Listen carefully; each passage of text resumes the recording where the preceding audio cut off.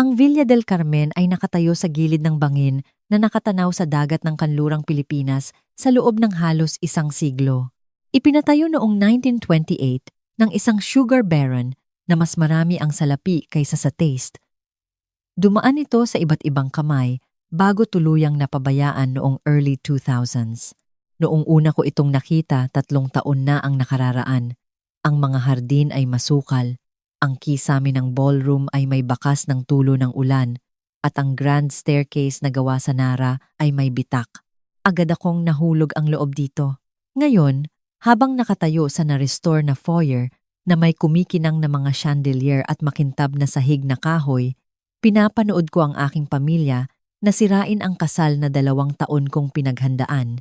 Kinakansela namin ang venue na ito, anunsyo ng aking ina kay Tita Helena, ang event coordinator, gamit ang boses na sanay masunod ang lahat ng gusto. Hindi matutuloy ang kasal. Si Tita Helena, isang marespetong ginang na nasa edad 50s at nag-ayos na ng daan-daang event sa lugar na ito, ay nagpalipat-lipat ng tingin sa akin at sa aking ina na may halong pagtataka. Paumanhin po, Mrs. Lawson. Pero wala po akong natatanggap na cancellation request mula sa bride. Hindi alam ng bride ang ginagawa niya.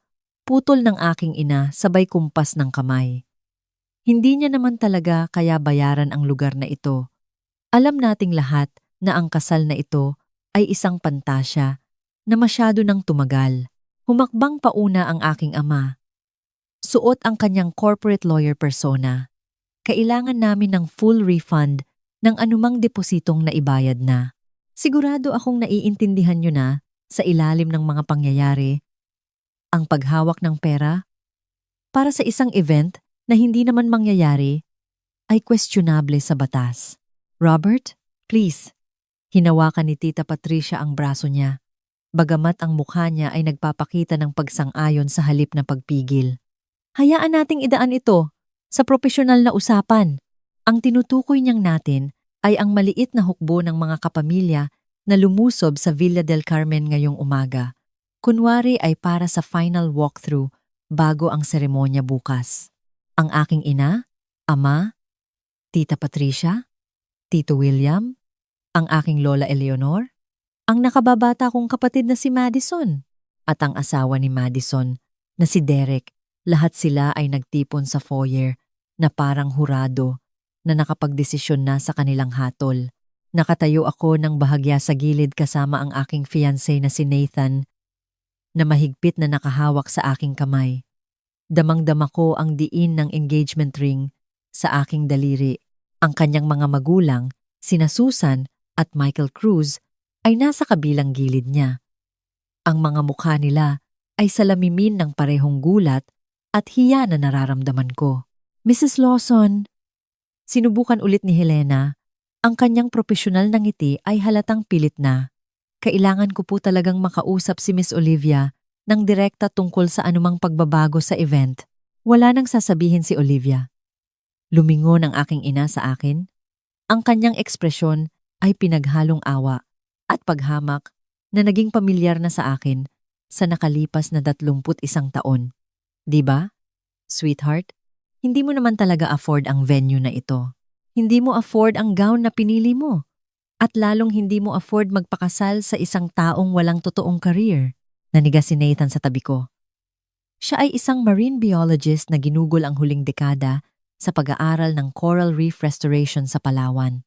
Trabahong mahalaga at makabuluhan kahit na wala itong kasamang corner office sa Makati o 6 na digit na sahod buwan-buwan. Matalim ang boses ni Susan Cruz. Sobra na po yata yan. Sobra? Tinaas ng aking ina ang kilay niya. Sinasabi ko lang ang katotohanan.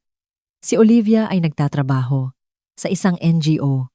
Si Nathan ay nag-aaral ng isda sa pagitan nilang dalawa. Malamang, mas mababa pa ang sahod nila kaysa sa budget ni Madison. Sa sapatos, tumawa siya sa sariling biro at ilan sa mga kapamilya ang nakisali. Ngumiti ng maganda si Madison, ang bunso kong kapatid na 40 taong mas bata. Siya ang laging paborito. Ikinasal sa edad na 25 kay Derek isang investment banker na nagmula sa mayamang angkan. Ang kanilang kasal ay 100 milyong pisong gastusin sa Shangri-La Boracay, itinampok sa 3 magazine at pinag-uusapan sa pamilya namin na parang isang sagradong relihiyosong karanasan.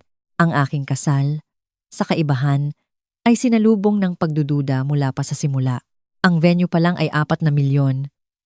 Sabi ng aking ama, nakikipag-usap kay Helena na parang wala ako roon. Walang paraan na makayanan ni Olivia ang deposito, lalo na ang buong halaga. Siguro ay gumamit siya ng pandaraya o iba ang nagbabayad nito. Alin man doon, kailangan natin itong ayusin ngayon bago pa lumala ang lahat. Hindi ito isang pandaraya, tahimik kong sabi. Bawat ulo ay lumingon sa akin. Ito ang unang pagkakataon na nagsalita ako mula nang magsimula ang ambush.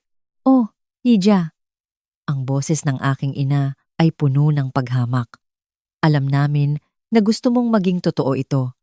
Alam namin na pinapangarap mo ang magandang kasal, pero hindi pangarap ang nagbabayad ng bills. At sa totoo lang, pagkatapos ng lahat ng pagkukulang ng pamilya ni Nathan na mag-ambag, tinapunan niya ng makahulugang tingin sina Susan at Michael. Panahon na para may magsabi sa'yo ng totoo, nag-alok kaming mag-ambag. Matigas na sabi ni Michael Cruz. Ang kanyang boses ay puno ng pinipigil na galit. Ilang beses niyo kaming tinanggihan. Mag-ambag ng ano? Ilang libo? Tumawa ang aking ama. Ang venue na ito ay mas mahal pa kaysa sa bahay ninyo sa probinsya. Ang insulto ay nakabitin sa hangin, masakit at sinadya. Namula ang mukha ni Susan. Si Nathan ay gumawa ng tunog na parang ungol sa lalamunan. Tama na. Binitawan ko ang kamay ni Nathan at humakbang pauna, inilagay ang sarili ko sa pagitan ng aking pamilya at sa kanya.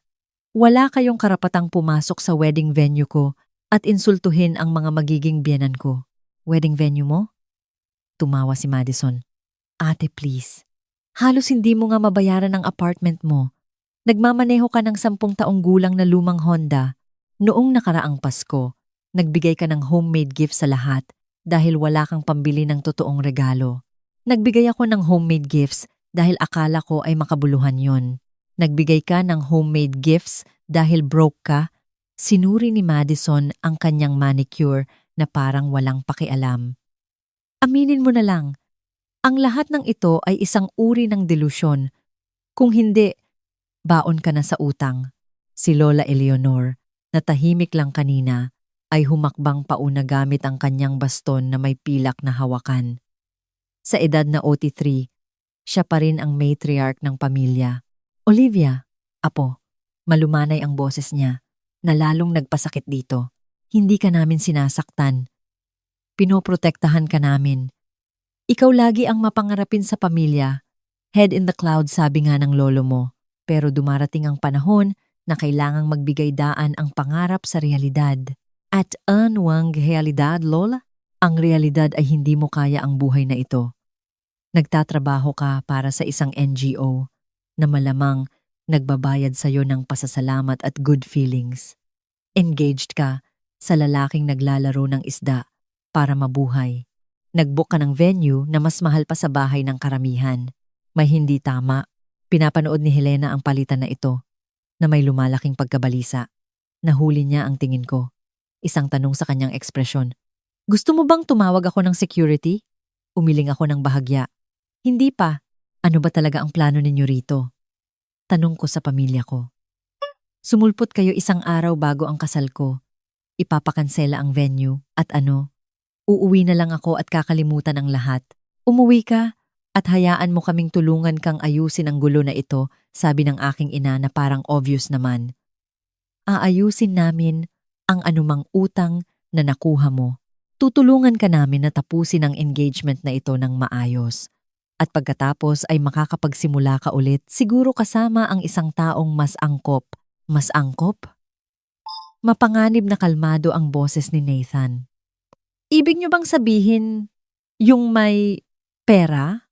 Ibig kong sabihin, yung kayang bumuhay sa kanya ng maayos. Hindi man lang nag-atubili ang aking ina. Isang taong galing sa magandang pamilya. Isang taong hindi lumaki saan ka nga ulit lumaki, Nathan? Sa isang pamayanan ng magsasaka sa Quezon. Sabi ni Nathan, "Guro, ang mga magulang ko. Nagsumikap sila para bigyan ako ng oportunidad. Proud ako sa pinanggalingan ko. Oo. Well, ang tono ng aking ina ay nagsasabi ng lahat. Hindi nababayaran ng pride ang Villa del Carmen. Catherine, tama na yan." Humakbang si Susan Cruz. Naninigas sa galit ang maliit niyang katawan. "Ininsulto mo ang anak ko, ang asawa ko, at ang buong pamilya namin. Sinubukan mong kansilahin ang kasal na hindi naman sa iyo. At ginawa mo lahat ng ito base sa mga palagay na hindi mo naman inalam kung totoo. Ano pa ang aalamin?" Ibinuka ng aking ama ang kanyang mga kamay. Alam namin ang sahod ni Olivia. Alam namin ang sahod ni Nathan. Alam namin ang presyo ng venue na ito.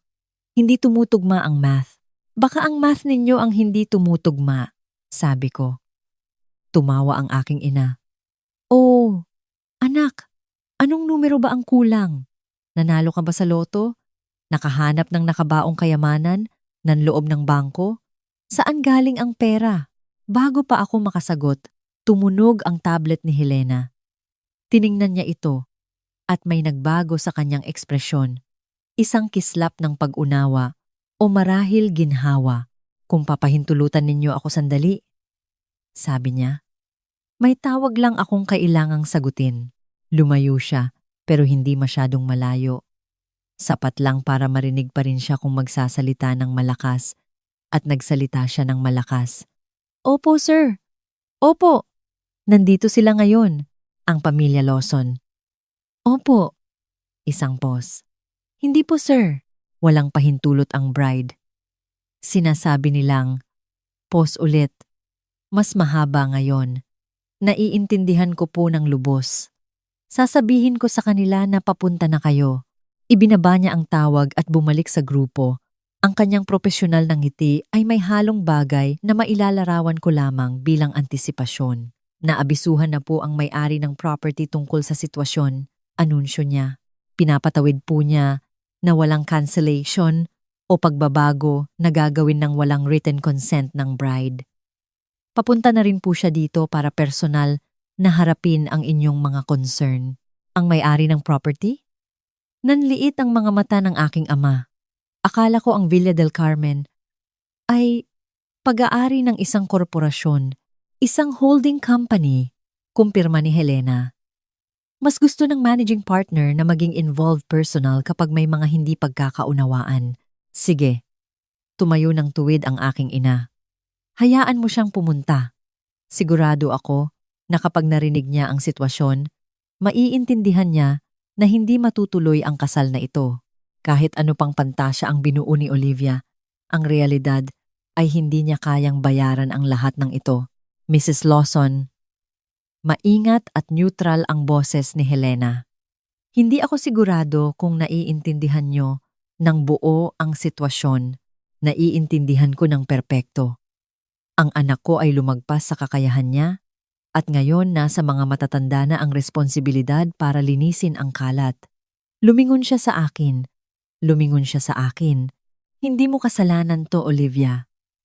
Lagi mong gusto ang mga bagay na hindi mo makuha, pero ang pagkagusto ay hindi sapat para maging totoo ito." Tahimik ako ng mahabang sandali. Tinitingnan ang aking ina. Talagang tinitingnan siya.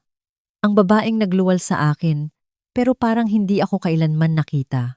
"Alam mo ba kung ano lagi kong iniisip, ma?" Sabi ko sa wakas. "Kung bakit hindi mo tinatanong ang trabaho ko. Sa loob ng 12 taon sa foundation, hindi mo man lang tinanong kung ano talaga ang ginagawa ko. Sumasagot ka ng telepono at nagpaplano ng fundraisers. Alam namin ang ginagawa mo. Executive Director ako, ma. 6 na taon na. Bago yon Director of Programs ako. Nagtrabaho ako paakyat, tulad ng laging sinasabi ni Papa. Kinawayan lang ito ng aking ama. Executive Director ng isang maliit na NGO ay NGO pa rin. Magkano ang sahod mo? 60,000 isang buwan? Wala ring pinagkaiba. Tama ka. Walang pinagkaiba. Huminga ako ng malalim. dahil ang sahod ko ay hindi ang pambayad ko sa kasal na ito. Paano? Naputol ang tanong sa tunog ng mga yabag sa grand staircase. Lahat ay lumingon. Isang lalaki ang bumababa na sa mid-30s, nakasuot ng maong at simpleng polo shirt. Medyo magulo ang buhok. Gumagalaw siya ng may kumpiyansa ng isang taong komportable sa kanyang paligid dahil ito ay kanyang tahanan. Dahil siya ay aking kapatid. Sorry, late ako, sabi ni Ethan pagdating sa paanan ng hagdan. Nasa tawag ako mula sa Singapore office. Tumango siya kay Helena. Salamat sa abiso. Namutla ang aking ina. Ethan, anong ginagawa mo rito? Dito ako nakatira, ma. Tumawid si Ethan para tumayo sa tabi ko. Inakbayan ako. O, nakalimutan mo na. Yun noong sinusubukan mong kanselahin ang kasal ni Olivia? Si Ethan Lawson, ang panganay, ang alibughang anak na umalis ng bahay sa edad na 80 salong matapos ang isang matinding away sa aming mga magulang at hindi na lumingon pabalik. Nagtrabaho siya sa 3 racket para pag-aralin ang sarili. Tapos 3 pang trabaho para pondohan ang isang startup na nalugi. At isa pang startup na nagtagumpay ng husto. Sa edad na 30, ibinenta niya ang kanyang pangalawang kumpanya sa halagang bilyon-bilyon at halos nawala sa mata ng publiko. Sinubukan ng mga magulang ko na kontakin siya para angkinin ang tagumpay niya pero tinanggihan niya sila pero hindi siya tumigil sa pakikipag-usap sa akin. Hindi ko maintindihan. Dahan-dahang sabi ng aking ama. Pag-aari mo ang Villa del Carmen? Binili ko ito 3 taon na ang nakararaan. Sirang-sira na ito. Pero gusto ko ang pundasyon. Nagkibit-balikat si Ethan. Tinulungan ako ni Olivia sa restoration. Magaling ang mata niya sa disenyo. Malamang naging arkitekto siya kung may nag-encourage lang sana sa kanya. Nagpalipat-lipat ang tingin ng aking ina sa aming dalawa. So, binabayaran mo ang kasal niya bilang charity? Binabayaran ko ang kasal niya dahil kapatid ko siya at mahal ko siya. Dahil magpapakasal siya sa isang mabuting lalaki na nagpapasaya sa kanya at dahil tumigas ang boses ni Ethan, deserve niyang magkaroon ng isang araw na hindi tungkol sa inyo at sa pagpaparamdam sa kanya na maliit siya. Hindi namin siya pinaparamdam na maliit. Protesta ni Tita Patricia ng mahina. Talaga? Dahil parang tinatawag niyo siyang broke, delusional, at walang kakayahang magdesisyon. Sa harap ng pamilya ng fiancé niya, lumingon si Ethan sa mga krus. Lumambot ang mukha niya. Tita Susan, Tito Michael, pasensya na po at kinailangan niyong masaksihan yon. Ang pamilya Lawson ay may mahabang kasaysayan ng pagiging masama sa sinumang hindi pasok sa ideya nila ng tagumpay. Ethan, hindi yan fair, sabi ng aking ina. Sinusubukan lang naming protektahan si Olivia. Sinusubukan niyong kontrolin si Olivia gaya ng pagkontrol niyo sa aming lahat noon. Humigpit ang akbay ni Ethan sa akin. Ang kaibahan lang, nakatakas ako ng maaga para bumuo ng sarili kong buhay.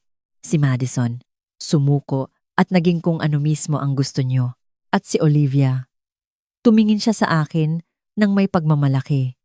Nakahanap si Olivia ng paraan para maging sarili niya habang masyado kayong abala sa pagkadismaya sa kanya para mapansin yon. Hindi kami dismayado, sabi ng aking ama, bagamat kulang sa kumbiksyon ang boses niya. Higit na ano? Higit na pera, higit na status, higit na lungkot. Umiling si Ethan. Nagpapatakbo siya ng NGO na nagbibigay ng pabahay sa mga pamilyang nawalan ng tahanan dahil sa kalamidad. Nakatulong siya sa mahigit 10,000 tao sa nakalipas na dekada. Kumikita siya ng sapat at mas masaya siya kaysa kay Madison sa kanyang mansyon sa Alabang kasama ang investment banker niyang asawa. Namula ang mukha ni Madison. Excuse me? Totoo naman. At alam mo yon, hindi malupit ang boses ni Ethan, prangka lang. Hindi ko sinasabing masama ang buhay mo, Madison. Sinasabi ko lang na namumuhay ka sa rules nila. At ang rules nila ay hindi naman talaga nagpapasaya sa tao. Ginagawa lang nilang mayaman at kagalang-galang ang tao, pero miserable. Tumahimik ang foyer maliban sa tunog ng alon sa labas. Si Lola ay nakasandal ng mabigat sa kanyang baston. Ang mga magulang ko ay parang sinampal. Ang kasal ay bukas, patuloy ni Ethan. Ikakasal si Olivia dito sa bahay na ito sa lalaking mahal niya. Bayad na ang venue, bayad na ang catering, ang bulaklak, musika, photographer, lahat bayad na. Hindi dahil sa hindi kaya ni Olivia, kundi dahil gusto kong bigyan ng kapatid ko ng isang araw ng perpeksiyon nang walang sino man sa inyo nasisira nito. Pero hindi mo sinabi sa amin, sabi ng aking ina. Sa lahat ng taong ito, hindi mo sinabing pag-aari mo ang lugar na ito. Hindi mo sinabing may contact ka kay Olivia dahil alam ko kung anong mangyayari kapag nalaman nyo. Flat ang boses ni Ethan. Gagawa kayo ng paraan para maging tungkol sa inyo ito. Para angkinin ang tagumpay ko. Para gamitin ang pera ko pang kontrol kay Olivia gaya ng paggamit nyo ng pera nyo kay Madison. Lumayo ako para protektahan ang sarili ko. Nanatili akong konektado kay Olivia dahil siya lang ang nagmahal sa akin ng walang kondisyon. Napuno ng luha ang mata ng aking ina. Mahal mo ang mga anak na sumusunod sa gusto mo. Noong huminto ako sa law school para magtayo ng kumpanya, sinabi mong tinatapon ko ang buhay ko. Noong natutulog ako sa sofa ng kaibigan ko, dahil wala akong pambayad ng upa, nag-alok kang tumulong, pero kung uuwi lang ako at tatanggapin ang trabahong inilaan ni Dad, noong nagtagumpay ako, bigla mong gustong ipakilala ako sa mga kaibigan mo bilang entrepreneur son mo. Pero hindi ka naman talaga nagmalasakit sa akin. Nagmalasakit ka sa kung ano ang nire-representa ko. Hindi yan nagsimula ang aking ina. Pero, pinutol siya ni Ethan. Kailan ang birthday ko, ma? Kumurap siya. Ano? Ang birthday ko? Kailan? Isang nakakapangilabot na katahimikan ang bumalot. Pinanood ko ang mukha ng aking ina na dumaan sa pagkalito, pag-iisip. March 15th? Sinubukan niya. November 2nd, mahinang sabi ni Ethan. 15 ako noong nakaraang buwan. Tumawag ka ba? Nagpadala ng card? Alam mo ang address ko dahil nagpadala ka ng mga assistant mo para kontakin ako ng ilang beses. Walang masagot ang aking ina. Si Olivia, tumatawag taon-taon, patuloy ni Ethan. Nagpapadala siya ng regalo. Naaalala niya ang paborito kong pagkain, paborito kong libro. Kinukumusta niya ang trabaho ko dahil interesado talaga siya. Hindi dahil gusto niyang ipagmayabang sa mga kaibigan niya. Siya lang ang nag-iisang tao sa pamilyang ito na nagparamdam sa akin na mahalaga ako. Hindi dahil sa kaya kong gawin o kung ano ang mararating ko, kundi dahil sa kung sino ako. Naramdaman ko ang pagtulo ng luha sa pisngi ko. Inakbayan ako ni Nathan, matatag at mainit, kaya oo, tumigas muli ang boses ni Ethan. Binabayaran ko ang kasal niya. Dito ito gaganapin sa bahay ko. At bukas, ihahatid ko siya sa altar. Kung sakaling ayaw ni Dad, gawin ang karangalang yon pagkatapos ng performance niya ngayon. Parang sinaksak ang aking ama. Siyempre, gusto ko siyang ihatid. Anak ko siya. Kung gayon, umakto ka ng naaayon. Walang puwang para sa argumento ang boses ni Ethan. Bukas nandito kayo, susuporta kayo, ngingiti kayo sa photos at makikipag-usap ng maayos sa pamilya ni Nathan. Hindi kayo magkokomento tungkol sa pera, trabaho, o kung sino ang deserving. Trataruhin niyo si Olivia bilang ang kahangahangang tao na siya naman talaga at tratuhin niyo si Nathan bilang lalaking nagpapasaya sa kanya. Malinaw ba? Isa pang katahimikan. Pagkatapos, dahan-dahang tumango ang aking ama. Good. Lumingon si Ethan kay Helena. Pakihatid ang mga Lawson sa guest villas. Sa tingin ko kailangan ng lahat ng oras para magpalamig bago ang rehearsal dinner. Opo, sir. Bumalik na ang profesional na composure ni Helena bagamat may bahid ng kasiyahan sa mata niya. Sumunod po kayo sa akin. Nagsimulang gumalaw ang pamilya ko papunta sa pinto. Tahimik at hindi sigurado. Pero huminto si Lola Eleanor. Lumingon, pabalik kay Ethan at sa akin. Naaalala ko. Mahina niyang sabi. Kumunot ang noo ni Ethan. Naaalala ang alin? November 2nd. Ipinanganak ka habang may bagyo? Ngumiti siya, may halong lungkot at lambing. At si Olivia, nag-iipon ng baon niya para ibili ka ng regalo. Pinapakita niya sa akin bago niya balutin. Proud na proud sa napili niya. Lola, simula ko. Alam kong binigo namin kayong dalawa. Lumapit siya, nakasandal sa baston. Alam ko na mali ang pinapahalagahan ng pamilyang ito. Ilang taon ko na tong alam, pero masyado na akong matanda para magbago. Pero gusto kong malaman nyo na proud ako sa inyo, sa inyong dalawa. Hindi dahil sa pera o sa mansyon, kundi dahil nanatili kayong mabait, nanatili kayong totoo. Bahagyang nabasag ang composure ni Ethan. Lola, ihatid mo siya sa altar bukas, Ethan. Pinaghirapan mo yan. Tinapik niya ang pisngi ko ng marahan. At ikaw, Hija, magkaroon ka ng magandang kasal. Deserve mo yan. Tumalikod siya at sumunod sa pamilya palabas. Naiwan kami ni Ethan sa foyer kasama si Nathan at ang mga magulang niya. Hay naku, sabi ni Susan Cruz sa wakas. Ang bigat no na, tumawa ako. Isang basag na tunog. Sorry po talaga. Alam kong mahirap silang pakisamahan. Pero hindi ko akalain. Nasusubukan nilang kanselahin ang venue. Huwag kang humingi ng tawad para sa kanila. Matigas na sabi ni Michael. Tama siya. Hinila ako ni Nathan palapit. Hindi ikaw ang pamilya mo, Liv. Speaking of which, inayos ni Ethan ang damit niya. Ang rehearsal dinner ay 4 na oras mula ngayon. Pinaluto ko sa chef ang recipe ng nanay ni Nathan na special sinangag at adobo. Sana okay lang, Tita Susan. Nakita ko sa Facebook nyo at naisip kong magandang touch yon. Nanlaki ang mata ni Susan. Isi-serve nyo ang recipe ko sa rehearsal dinner? Family recipes mula sa both sides. Yun naman ang point ng kasal, diba? Pagsasama ng dalawang pamilya. Ngumiti si Ethan. Ang fact na maiinis ang nanay ko doon ay bonus na lang. Tumawa si Susan. Sa tingin ko magugustuhan ko ang pagkakaroon mo bilang kapamilya, Ethan. Ako rin po. Lumingon siya sa akin. Ngayon, may kasal ka pang paghahandaan. Ihahatid ka ni Helena sa bridal suite. Pinarenovate ko yon last month. At sa tingin ko magugustuhan mo. Nathan, ang kwarto mo ay sa East Wing. Magpahinga na kayo. Ikaw? Tanong ko. May mga tawag pa akong gagawin. Kinuha niya ang phone sa bulsa. Tatawagan ko ang family lawyer. Just in case magdesisyon si Dad na gumawa pa ng gulo. Sa tingin mo gagawin niya? Hindi. Umiling si Ethan. Sa tingin ko natakot ko na siya sapat para tumino, pero laging mas maganda ang handa. Umakyat siya sa hagdan. Huminto sa kalagitnaan para lumingon. Hey, Liv. Yeah? Seryoso ako sa sinabi ko. Ikaw ang dahilan kung bakit hindi ako nasiraan ng bait noong mga taong yon. Ang dahilan kung bakit hindi ko kinalimutan ng tuluyan ang pamilya.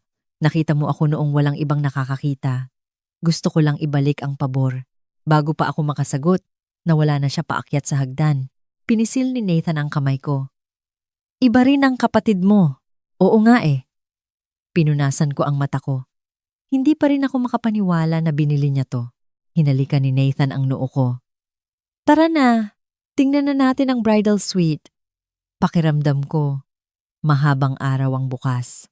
Ang kasal ay lahat ng pinangarap ko. At walang katulad ng inasahan ng pamilya ko. Ang seremonya ay naganap sa hardin na nakatanaw sa Taal Volcano, habang ang papalubog na araw ay ginagawang ginto ang langit. Inihatid ako ni Ethan sa altar, matatag ang braso. At nang ibigay niya ako kay Nathan, nakita ko ang luha sa mga mata nilang dalawa. Ang mga magulang ko ay nasa unahan. Komplikado ang ekspresyon, pero maayos ang asal. Kung anuman ang sinabi ni Ethan sa kanila, gumana ito. Nagawa pang ang ngumiti ng nanay ko. Nang gawin namin ang cord and veil ceremony, simbolo ng aming walang hanggang pagkakaisa. Ang reception ay sa ballroom. Ang sinangag at adobo ni Susan Cruz ay isinilbi katabi ng murkon ng lola ko at lumpia ng tita ni Nathan. Ang mga toast ay taos-puso, ang sayawan ay masaya, At sa isang perpektong gabi, ang dalawang pamilya ay nagsama bilang isa. Bandang hating gabi, nang paalis na kami ni Nathan para sa honeymoon, nakita ako ng ama ko sa hardin.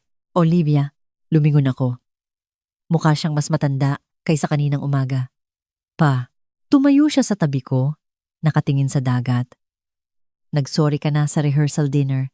Pampubliko yon. Ito pribado. Tahimik siya sandali. Ginugol ko ang maraming taon sa pagsubok na gawin kang isang bagay na naiintindihan ko na hindi ko na inabala ang sarili kong intindihin kung ano ka na pala talaga. Mali yun. At, sorry. Salamat.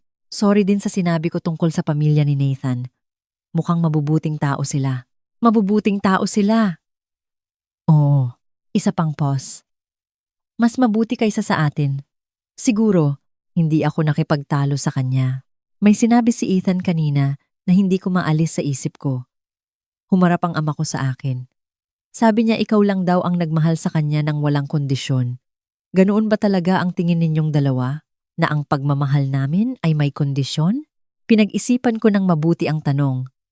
Sa tingin ko, totoo ang pagmamahal mo pa. Hindi ko kailanman pinagdudahan na mahal mo kami. Pero, minsan, parang mahal niyo lang kami kapag kami yung version ng mga sarili namin na gusto nyo. Kapag kami yung Olivia at Ethan na nasa isip nyo, hindi yung totoong tao na nasa harap nyo. Yumuko siya. Isang kilos ng pagkatalo na hindi ko pa nakita sa kanya noon. Susubukan kong bumawi. Hindi ko maipapangako na magbabago ako overnight, pero susubukan ko. Sapat na yon sa ngayon. Sabi ko, lumapit si Nathan. Inakbayan ako. Ready ka na? Mrs. Cruz? Ready na. Tiningnan kami ng ama ko. Pagkatapos ay tumango kay Nathan, isang tango ng paggalang. Mula sa isang lalaki, sa isa pa, ingatan mo siya, Nathan. Makakaasa po kayo, sir. Higit pa sa buhay ko, habang naglalakad kami palayo sa Villa del Carmen, lumingon ako sa huling pagkakataon. Nakita ko si Ethan sa balcony sa itaas, may hawak na baso ng alak. Pinapanood kami. Tinaas niya ang baso bilang saludo. Kumaway ako pabalik, pagkatapos ay sumakay sa kotse kasama ang asawa ko. Handa nang simulan ang buhay, na kami mismo ang pumili, binayaran ng pagmamahal, pahalagahan ang mga taong nagmamahal sa atin nang walang kapalit. Dahil sa huli, hindi yaman o estado ang sukatan ng tagumpay, kundi ang lalim ng ating mga relasyon at ang katotohanan ng ating pamumuhay.